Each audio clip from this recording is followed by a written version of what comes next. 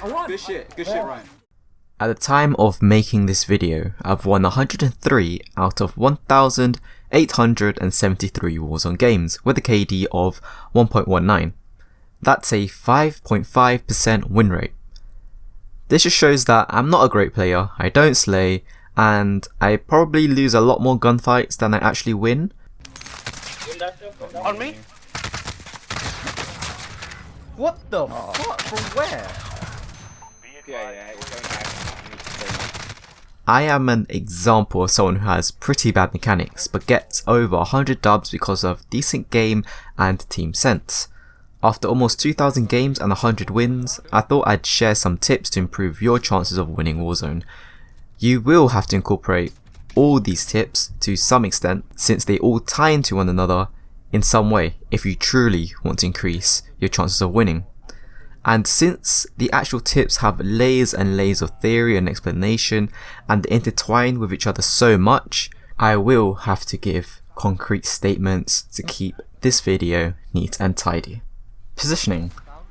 As long as you're not spectating in the dance, positioning of your character is at play.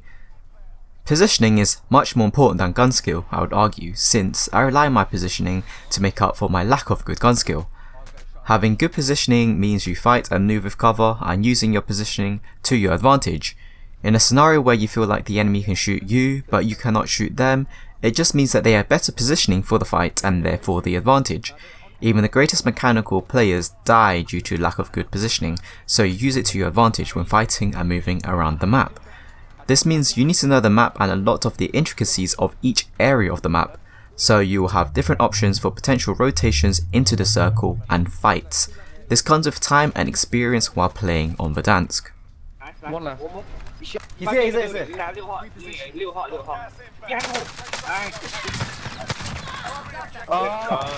0 kills. Fucking 0 kills. Vehicles. While we're on the topic of positioning, I want to talk about vehicles.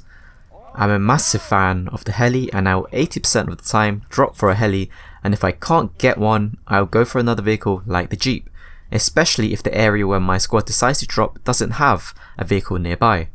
The reason being, vehicles are like a free ticket to rotate around the map during the early and mid game, and it gives a lot of potential to make plays. Vehicles have become a lot safer since the C4 nerf, but always grab a trophy if you can, because RPGs are still a thing. You'll need a teammate with decent driving skills and map knowledge to rotate safely, effectively and efficiently around Verdansk, i.e. not through downtown but around downtown to get from A to B. Having a vehicle may put you on the map, but vehicles give a lot of potential for your squad's success, especially with rotations. It may take some time to coordinate a playstyle that suits your team with the incorporation of a vehicle, but it will be worth it if you can make the most out of this asset.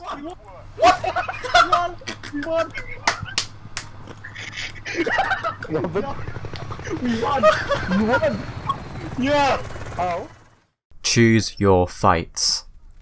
To make it simple, as a squad, realistically, you only need one kill to win the game, and that is to kill the last enemy and be the last squad standing.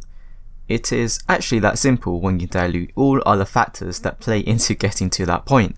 So, does this mean you should avoid all fights in the game until the final circle? No, because there are times when you have to fight or you are forced to fight. The point I'm trying to make here is that when you get the option to take fights, take them when you have an advantage or have enough information to make a decent plan to put you in somewhat of an advantage, and to avoid fights where you have the obvious disadvantage. This may be less squad members or bad positioning. Do not shoot unless there is something to gain out of the situation.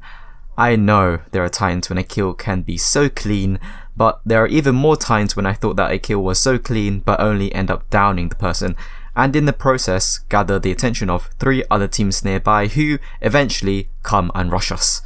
In other words, people who play for kills in Warzone typically have less wins.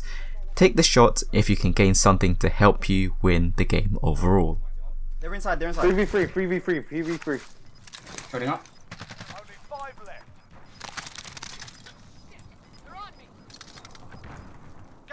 There's someone. Oh, what? One more here, one more here, one more here. Wait, I'm Underneath. God. Fuck's sake, all I need. Oh, well done, boys. That was sick. Team communication. Communication and pinging are key to success. Sometimes it is even the difference between a win and second place. Communication is information that helps your team make better decisions. That is why it's so important to have clear, concise and unified callouts amongst your squad members, i.e. you call areas the same thing.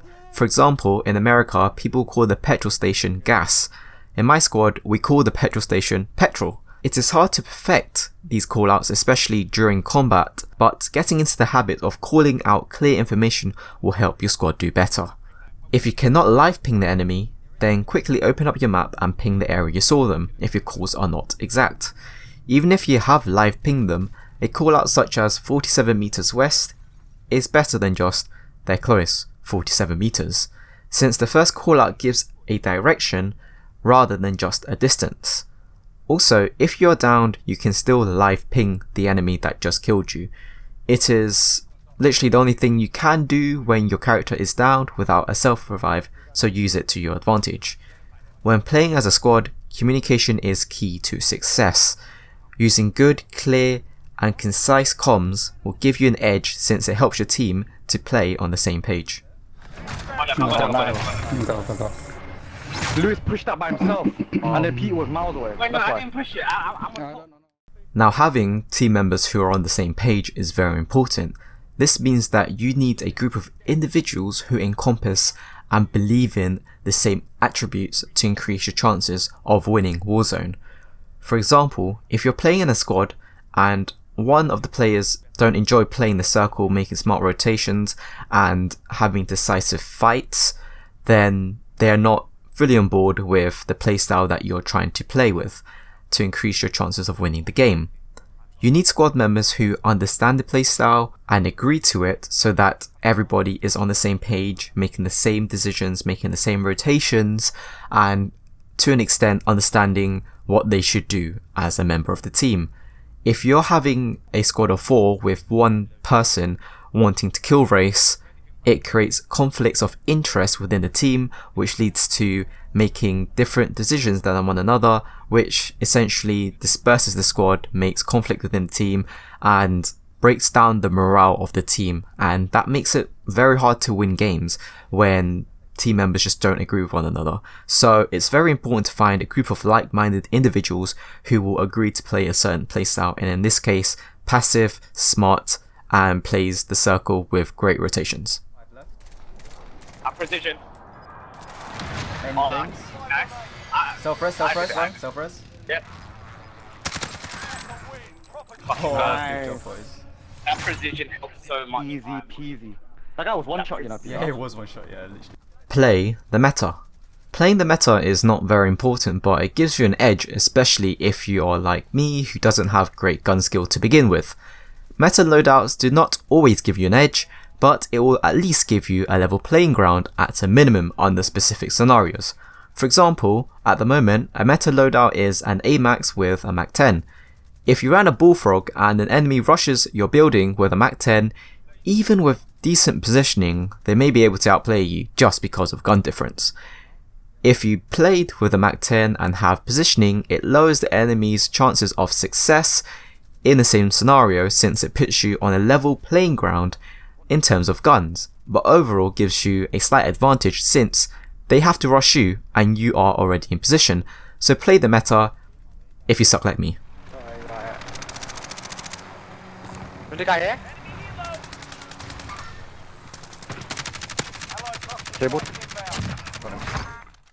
Movement.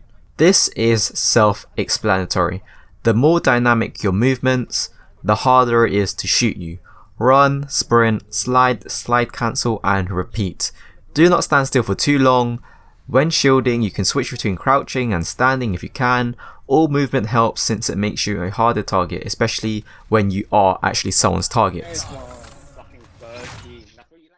I know that these are very obvious and shallow off the surface tips, but they are important to win Warzone regardless of your playstyle.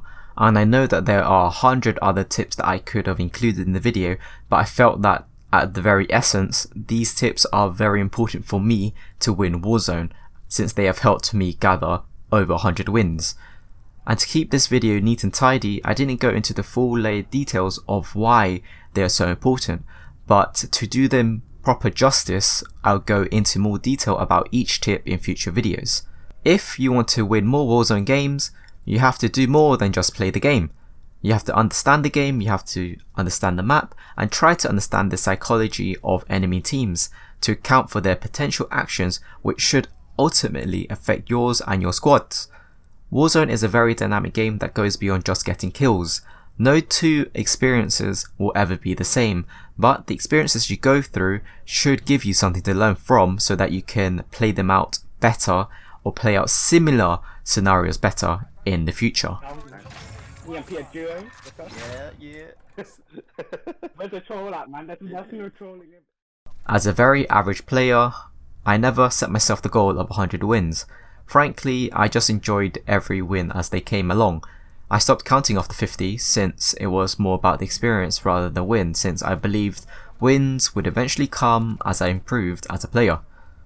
I made this video to share some key and very obvious attributes players with good sense have to keep in mind when playing Warzone to increase their chances of winning the game.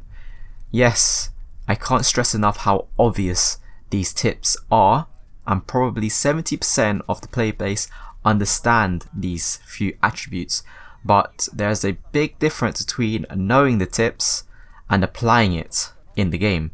So if you want to truly increase your chances of winning Warzone and getting more wins on Warzone, then understanding these attributes and then applying them into the game is very important. But at the end of the day, play the game to enjoy the experience with your squad. Have fun and don't take things too seriously. You can always increase your chances of winning the game, but you can't win them all. Just remember to take each team wipe as a learning opportunity and don't dwell on them too much since nothing can be changed. Crack. Down.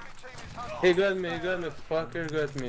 Yo, Joshua, take back. Thanks for watching, guys. I would appreciate a like and subscribe if you're not already subscribed yet.